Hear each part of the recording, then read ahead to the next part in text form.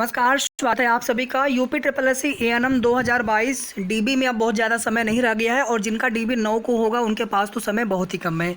एक बार हम पूरी लिस्ट एक फिर से यहाँ पर रिविजिट करेंगे, यानी फिर से एक बार देखेंगे और उसमें कोई भी अगर चीज़ अगर आपसे छूट रही थी पिछले वाले वीडियो में तो उसको यहाँ पर कवर करेंगे। कौन सा डॉक्यूमेंट्स आपको किस काम के लिए भी काम देगा।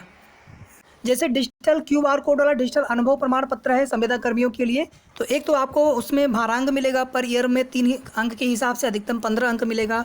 साथ ही साथ आपको जितने साल का आप बनवाए रहेंगे उतने साल का आपको आयु सीमा में छूट भी मिलेगा। 10th वाला सर्टिफिकेट है आपका बर्थ सर्टिफिकेट की तरह काम करेगा। ऐसे जितने भी डॉक्यूमेंट्स हैं उनके और कौन से उनके वहाँ पर काम मतलब उनका फ़ायदा मिलेगा आपको, ये भी आपको बताएंगे। वीडियो को बिना स्किप किए पूरा आप देखिएगा लास्ट तक। और इसके पहले हमने 2 वीडियो बनाए हैं, दोनों वीडियो जस्ट इसके पहले वाले, वो आपके सभी जितने भी कमेंट्स थे उनका हमने वहाँ पर रिप्लाई आपको कर दिया है।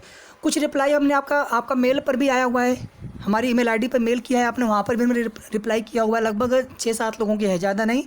बाकी हमने जितना हो पाया था हमने आपके कमेंट वहीं पर रिप्लाई कर दिए। बाकी हमने वीडियो सेक्शन में लेकर के वहाँ पे आपके सभी कमेंट के रिप्लाई किए हैं।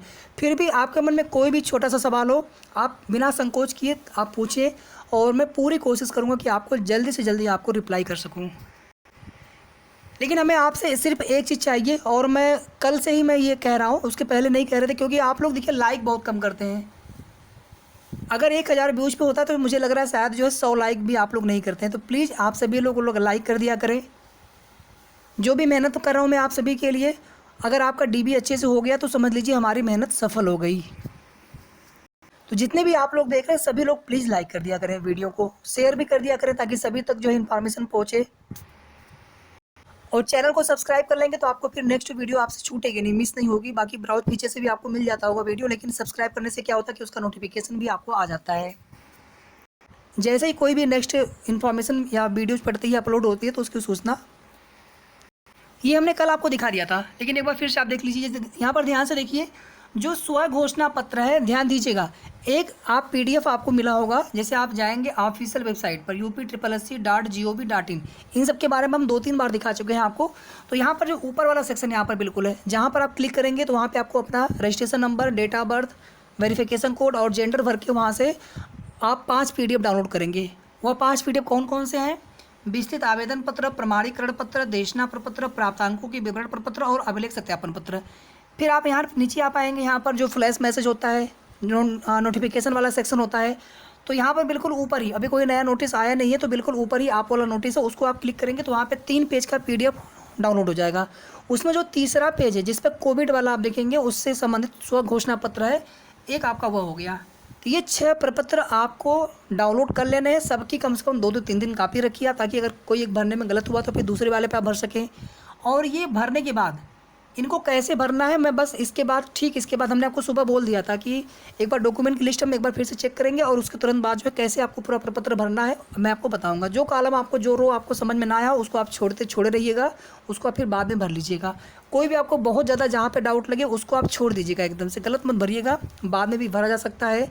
हालांकि उसकी फ़ोटोकॉपी भी हमें करवानी होगी, तो कोशिश करेंगे हम लोग कि आपके डीबी से पहले सारी चीज़ें बिल्कुल क्लियर हो जाए। लेकिन आप गलत मत भरिएगा, परेशान बिल्कुल मत होइएगा, ठीक है। तो ये सभी भर लेंगे अगर आप अच्छे से ना, उसके बाद फिर इनकी फ़ोटोकॉपी कराएंगे और उसको भी आप सेल्फ अटेस्ट करेंगे। बाकी जो अन्य डॉक्यूमेंट्स हैं उनको आपको सेल्फ अटेस्ट करना, उनके फ़ोटोकॉपी को सेल्फ अटेस्ट करना ही करना है, क्योंकि आपके जो स्व प्रमाणित यानी जो आपके सेल्फ अटेस्ट जो फ़ोटोकॉपी छाया प्रति हैं उनको ही आपको जमा करना है आयोग में, ठीक है। जैसे कोई प्रिंट आउट है, जैसे ये सभी आपने जो डाउनलोड किया है तो ये आपका एक तरह से ओरिजिनल, और इसका जो आप फोटोकॉपी करा लेंगे तो ये हो सकता है कि पूरा ही जमा हो या पूरा ही जमा होगा। लेकिन जैसे आपका 10th का है, 12th का है, एएनएम का, वो सब आपका मूल अभिलेख जमा नहीं होगा। यहाँ तक सबको क्लियर हो? चलिए आगे। 10th का अंक पत्र प्रमाण पत्र, यही आपका जन्म तिथि प्रमाण पत्र, बर्थ सर्टिफिकेट की तरह काम करेगा। कन्फ्यूज आप लोग मत होइए, ये तो बिल्कुल सबको पता होता है कि जो 10वीं का जो डेट ऑफ बर्थ होता है, जो नाम होता है, अगर इसमें कोई गलती हुई तो फिर आपको दिक्कत होगी। हम मान लीजिए आपका आधार कार्ड उसमें डेट ऑफ बर्थ गलत है, ठीक है, तो आप कोई दूसरा आईडी लगाइए, पैन कार्ड, वोटर आईडी, वहाँ पर भी अगर गलत हो तो फिर आप यहाँ अपने फॉर्म में भरने में, डेट ऑफ बर्थ भरने में गलती हो गई हो, कहीं पर भी आपको कोई भी गलती लगे, या जैसे मान लीजिए कि हमें मैरिड भरना था, हम अनमैरिड भर दिए, अनमैरिड था मैरिड भर दिए, या फिर हमारी कोई और सिचुएशन है कि हम शादी के बाद भी हम पिता के साथ रहते हैं, तो फॉर्म में आपने जो डिटेल भरा है वही डिटेल आप वर्तमान में अपने प्रपत्र में भरें, ठीक है। बाकी हमने कमेंट के रिप्लाई आपके किए हैं, ये सारी बातें हमने वहाँ पर आपको बताई है ऑलरेडी। 12th हो गया इसी प्रकार से। एएनएम हो गया, उसका डिप्लोमा सर्टिफिकेट। अगर सर्टिफिकेट नहीं हो तो आप प्रोविजनल तुरंत अपने इंस्टीट्यूट से निकलवा लीजिएगा, अगर सर्टिफिकेट ना हो, डिग्री अगर ना हो तो। और इसमें 6 महीने प्रशिक्षण वाला जो सही था उसको आप वेरीफाई कर लीजिएगा अपने स्तर से कि वो है कि नहीं है आपके पास। यूपी स्टेट काउंसिल में सभी का पंजीकरण प्रमाण पत्र होना चाहिए, या फिर आपने ट्रांसफ़र कराया हो यूपी स्टेट काउंसिल में, जो अदर स्टेट वाले हैं, जहाँ से आपने कहीं अदर स्टेट से अगर आपने किया हो एएनएम। पीईटी का स्कोर कार्ड बहुत आवश्यक है। आप कहेंगे कि चरित्र प्रमाण पत्र आप कह रहे हैं कि आवश्यक नहीं, दिया नहीं, तो ये भी तो नहीं दिया है। लेकिन आप लोग जानते हैं कि चरित्र प्रमाण पत्र से आपकी एलिजिबिलिटी निर्धारित नहीं हुई थी, लेकिन पीईटी अगर आपने दिया है तभी आप एएनएम का मेंस दे पाएंगे। तो बिना पीईटी का स्कोर कार्ड के आप वैलिड ही नहीं थे एएनएम के लिए। अब आपको समझ में आ गया क्यों आपको पीईटी स्कोर कार्ड देना बहुत ज़्यादा आवश्यक है। एएनएम जो आपने फॉर्म आवेदन किया होगा, एडमिट कार्ड, ये बहुत ज़्यादा आवश्यक तो नहीं, लेकिन अगर हो प्रिंट आउट तो अच्छा है। एएनएम का रिजल्ट का प्रिंट आउट ये बिल्कुल मैंडेटरी है, नेसेसरी है, इसेंशियल है। इसके बिना कैसे होगा आपका? उसी में तो आपका लिखा है कि you are qualified for next stage DB. ID card हमने बता दिया आपको। 2 पासपोर्ट साइज फ़ोटो प्रमाणित सहित, मतलब उसको आप स्व प्रमाणित कर लीजिए। इसमें देखिए करना क्या होता है ना, जिससे आपने सादा पेज पे 2 फोटो लगा दिया, नीचे अपना नाम, हस्बैंड का नाम या फिर पिता का नाम, इसके बाद रजिस्ट्रेशन नंबर, और बाकी कुछ और डिटेल्स आप डाल सकते हैं कि किस दिन आपका डीबी है, किस पाली, किस शिफ्ट में है, ये सब आप लिख दीजिएगा नीचे। फिर आप सिग्नेचर करिए, यहाँ पर फ़ोटो पर थोड़ा सा आ जाए, फिर यहाँ पर भी सिग्नेचर करिए, थोड़ा सा फ़ोटो पर आ जाए।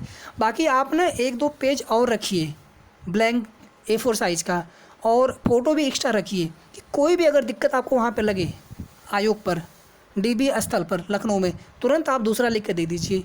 कोई भी आपको, सिर्फ आप एक प्रति लेकर के मत जाइएगा।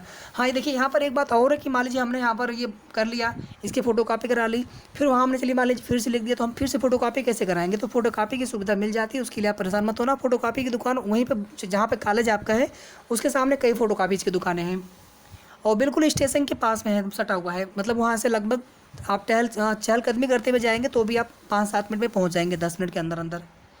निवास प्रमाण पत्र जो आपने फॉर्म में भरा हो वही आप निवास इस प्रपत्र में भी भरिएगा, जो अभी हमने आपको बिल्कुल ऊपर बताया स्टार्टिंग में, और उसी एड्रेस का निवास प्रमाण पत्र आपके पास होना चाहिए। थोड़ा पुराना भी है तो भी चलेगा। जाति प्रमाण पत्र आपके पिता वाला होना चाहिए, इसमें कोई डाउट है ही नहीं। पुराना हो, बिल्कुल 5/1/2022 के पहले का हो। अगर बाद का आपने बनवा रखा हो तो उसे भी आप साथ में लेके जाना। कोई भी डॉक्यूमेंट्स आप घर पर मत छोड़िएगा।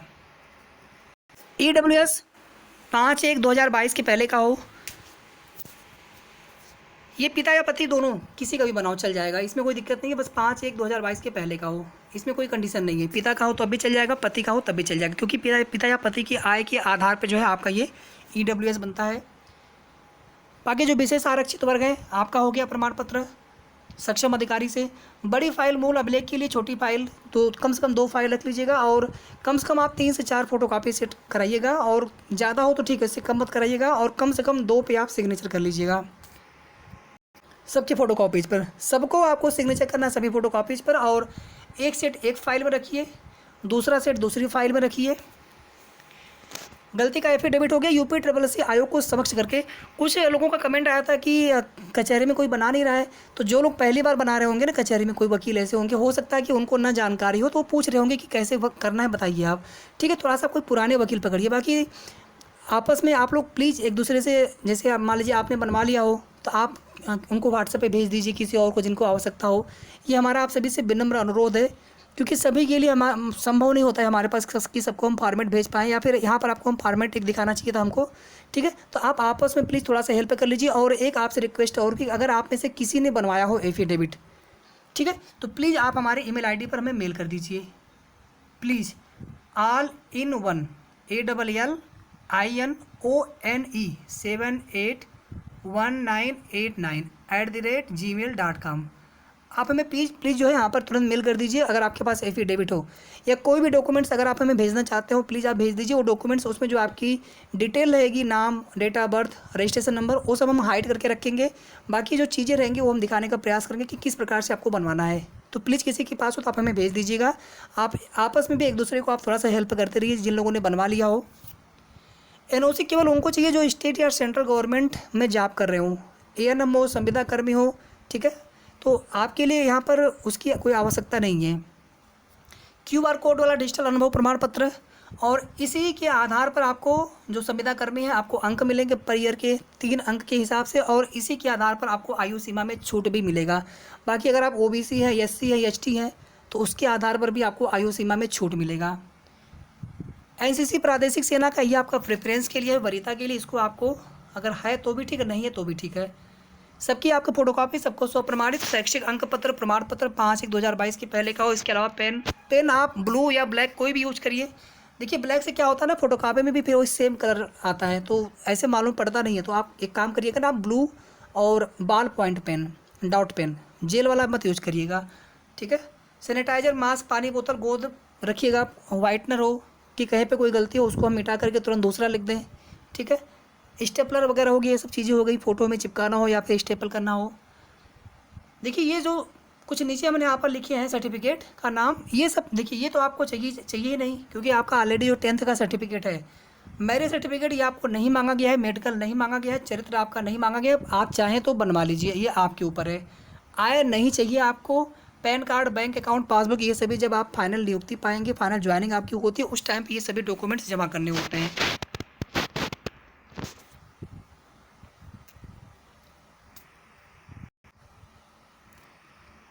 बाकी आपके जो भी सवाल हैं आप मेल कर दीजिए हमें, आप हमें कमेंट करिए, ठीक है, मैं आपको जवाब ज़रूर दूंगा।